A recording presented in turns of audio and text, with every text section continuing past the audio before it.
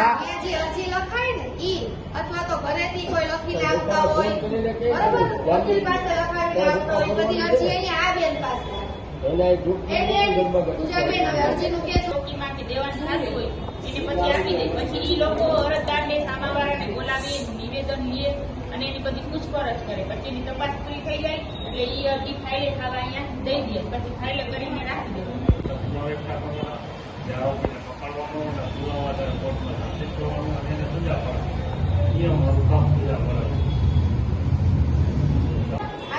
ચાલુ કરે ને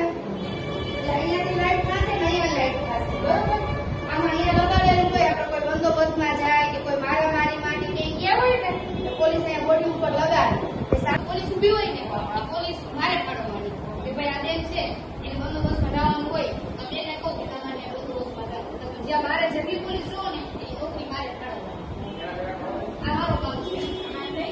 મેનેજમેન્ટ વહીવટી એટલે એક ટાઈપનું મેનેજમેન્ટ કરવાનું